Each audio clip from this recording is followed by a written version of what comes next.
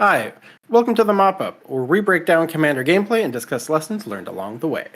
And today we'll be breaking down some gameplay shenanigans and, I don't know, weird things that we learned. I don't know if you already said that, so, Yeah, more or less. Today we're discussing the Doctor Who Good Clean Commander game. Yeah. In case you haven't seen it, we played the Doctor Who precons. We did some The Planechase. link for clicking on it. Shenanigans ensued. Yeah, well, yeah. Yeah, if you up want to ahead. watch it first and then come back here. Or don't, you can watch it solely on its own. We're just going to talk about precons and Planechase. That's fair. PP. Yeah. Well, today is a little different because for the first mop-up episode that we did, we broke down basically talking about my first CDH game, but Ken, you didn't play that game. But today, we're talking about the Doctor Who Planechase game, which was really interesting for me because, one, I also wasn't playing that game, so we kind of switched roles today. But then the other piece of it is I'd never played Planechase before, so that was my first time seeing that in action and learning from you. Yeah, you bet. It's a fun offshoot, or maybe even like call a mechanic that you can introduce in the Commander that was a thing a long time ago, and then kind of went away. And then just this last year with March of the Machines Commander and Doctor Who, two Commander sets both kind of brought Planechase back and brought a ton of new cards and support for it. So it's a good time to be Planechasing. So let's see if I absorbed any sort of learning from Planechase. I'm gonna say what I think of the mechanics and the rules are, and you can yell at me if I'm wrong. But basically, Okay. it's still Commander. You still have your 99 cards in library. You still have your Commander or partner commanders, whatever it is. Anyways, normal Commander stuff, singleton format, and then before you start the game, before the first person draws for turn and does all that stuff, you have to flip to figure out what plane you're on. And each plane is kind of like an emblem that has its own rule set for game actions that can happen for that specific plane. And then if you roll a dice, which is like a Planechase die, there's a emblem or the planeswalker symbol on it, and then the chaos symbol, and then a bunch of blanks. And so if you roll the planeswalk symbol, you can flip a different card, and there's a new set of rules. If you roll chaos, there's a thing on the Planechase card that has the chaos symbol on it, and then it says do some weird stuff on it. Like sometimes it's return a creature. Yeah. Yeah. In your case, it was do a lot of damage and draw too much attention to yourself. Yeah, that's kind of the fun of the mechanic. But yeah, I think you got it mostly the gist of it. Because I mean, at the end of the day, it's pretty straightforward. In general, it doesn't really divert rules too much. It just kind of adds a small little layer of shenanigans. And for more casual game or more you're in it for the fun. I think it only helps to add chaos to a game or kind of add some weird things, and it really creates scenarios where you could be doing something that you would never, a deck you're playing is doing something it would never normally be able to do. Mm-hmm. So I think that's kind of fun. I mean, the whole thing with Planechase originally was, you're traveling across the multiverse, right? Each plane represents a different plane, right? So you have your Kamigawas, you have your Tarkirs, you have your Kaladesh.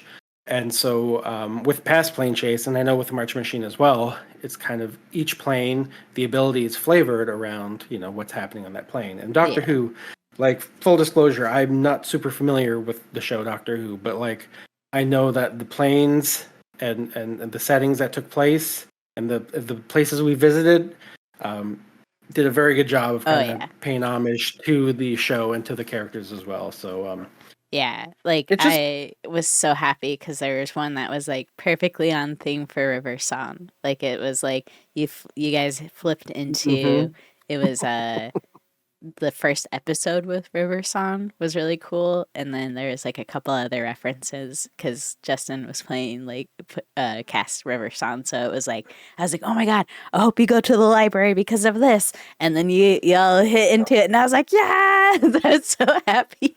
And then it killed us. Yeah, but I mean, I was just watching and eating popcorn the whole time, so Right. One thing that's actually interesting and of note that I kind of learned preparing for that episode, because obviously we're doing spell table. It's a little different, you kind of approach gameplay and approach how you would play differently when you're doing online versus in person. And yeah. One thing I learned that I actually didn't realize is, so the way Planechase actually works is each person brings their own deck of, I believe it's like 10 Planechase cards. Oh. And you flip. So let's say I roll the Planechase. I flip from my own deck. Mm-hmm. Whereas, as I hit my mic, but if if you roll the Planeswalk symbol, you would flip your own Planechase card. Oh. So it's kind of a rule that I don't see most people doing. Usually it's just one stack, because I mean, not everyone comes with their own Planechase, and playing with the precons as is. All the Planechase cards that were in the deck are just from the precons, so it was just kind of throwing them all into one big stack.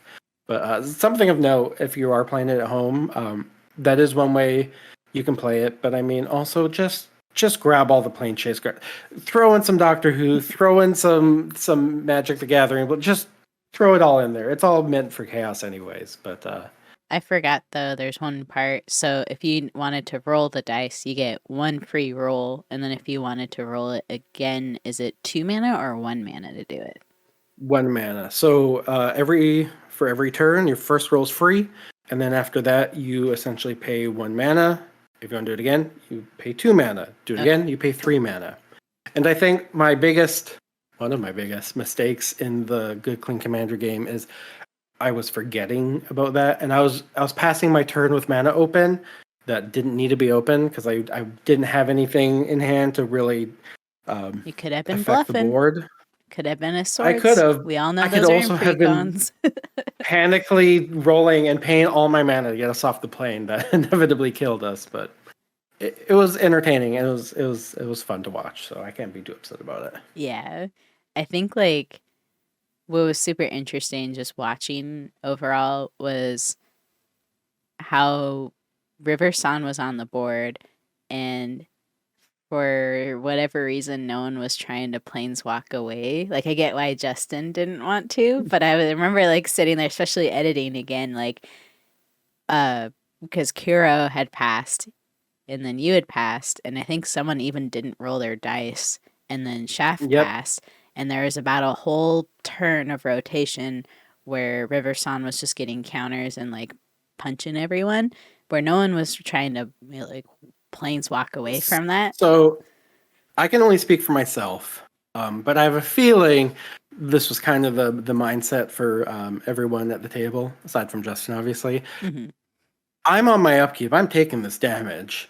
Why should I take all this damage and save us when the next person's going to get it even worse than me, right? So it was a bit of a selfish mindset, I think, because I was like, okay, we had just got off the chaos train that was the Dalek Overlord.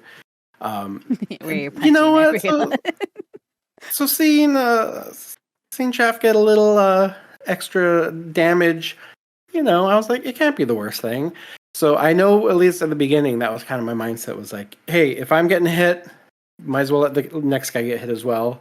And I think that mindset quickly spiraled to the point where it's too late. Yeah. Especially if like the double upkeeps. I was just like, oh no. I saw that card and I was like, y'all are dead. Yeah, it spun out real fast, but I mean, it was the ninth Doctor. It was flavorful. Yeah.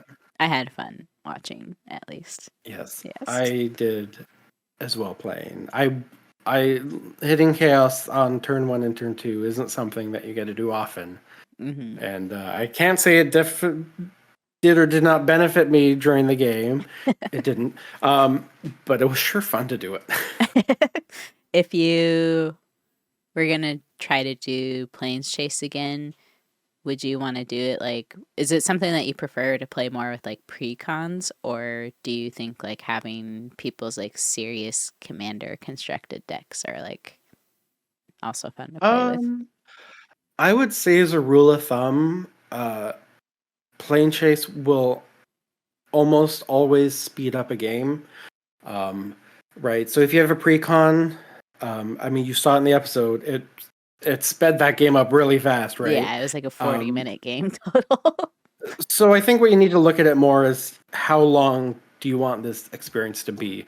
Because I've played games plane chase with homebrew decks, like decks I've played countless times, and you know what? You just throw plane chase in it just for the giggles, and it more or less will just speed up any game, right? If you find your games are running long, throw it in there and kind of see how playing with this extra layer affects your games. And like precons is always a pretty safe bet because um, precon games usually last a bit longer, anyways. Hmm.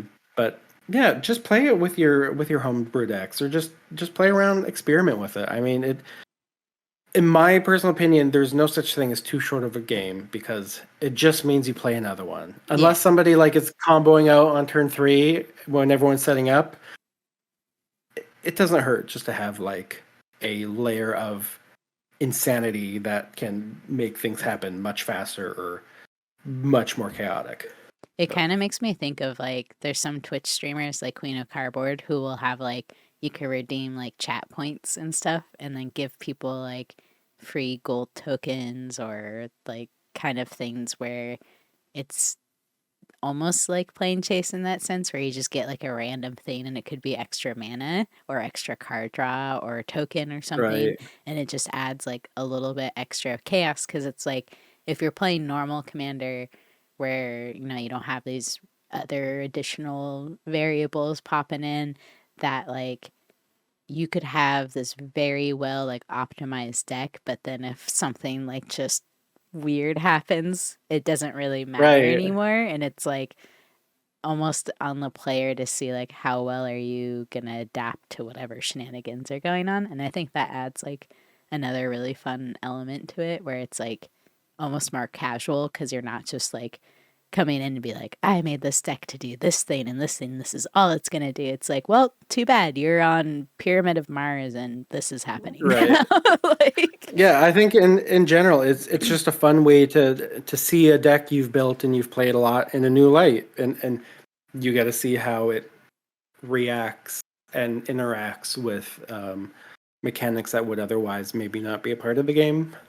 Um, but another thing too, if you're interested in you know trying out plane chase, like I cannot stress enough how much more accessible and easy it is for people to pick up and play after the release of these past 2 sets that have incorporated it. yeah. We had been looking at prior, and like it was getting pricey. Like to get like a plane chase set, which it came with its own precons. Obviously, it wasn't commander, Hmm. but it came with its own decks, and then it had the planes. But it was a lot harder to hit. But now, I mean, any March of the Machines commander decks, any Doctor Who commander decks, each precon in the package comes with a set of, I believe, 11 plane chase cards.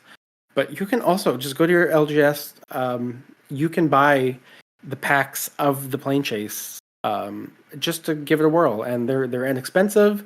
It's fun. The plane chase dice they come with if you're buying the precon, it comes with a die. It's very accessible and very easy to implement into any game. So Yeah. I highly recommend trying it. And I'm sure, like, if you don't even have a planes chase die, you could probably say like 1 in 3, or like one is like planeswalk and three is like chaos, and then the Yep. rest are blanks or something like that. Like you can make do with whatever you have. So Yep. Absolutely. And it's uh, I guess it's worth noting in the precons in these sets, and I believe there were cards prior to. There are actual cards that interact with the plane chase as far as getting to roll extra die. Yeah. Whenever chaos ensues, something happens. So, the precons usually you'll run into those cards, but you don't need those cards. You don't need a deck to have these unique cards for it to function. It functions fully on its own as is, and you're like guaranteed to get some bananas turn. Like something always happens. So, sounds like we need to do some more Planechase. I think it worked really well this time around, and I have a plethora of Planechase Plethora. cards at the ready. A plethora. I have a plethora of Planechase. Yeah, I would love to throw it in and kind of see how it affects gameplay. And I think for Good Clean Commander, it just makes for silly, stupid stuff. And I mean, that's why we're here, Yeah. right? Right. Well, if those of you watching and are still hanging out with us, let us know in the comments if you want us to do some more like Planechase stuff and Yes. I don't know, games. I wouldn't mind actually playing it for once. I think that would be cool. And yeah. Did you have any final tidbits of wisdom for everyone? No. You were like, oh no. No, I do. It's don't be greedy and think the next person will deal with the problem. That goes beyond magic. Yeah, I was gonna Take that say, into life. Take that into work. Take that everywhere you go. Don't be a greedy, but I don't know. Goblin. Greedy goblin. Yeah. Oh man. On that note, Yes. Thank you all for thank you watching. for hanging out. Yep. Thank you for and let us know too if you play Planechase, what your thoughts on Planechase. If you don't like Planechase, tell us. It's fun to have a conversation about it. Obviously, I have my biases. You're allowed to have yours. Well, on that note, farewell, my lovelies, and I guess we'll see you after the next game. Yeah. Bye.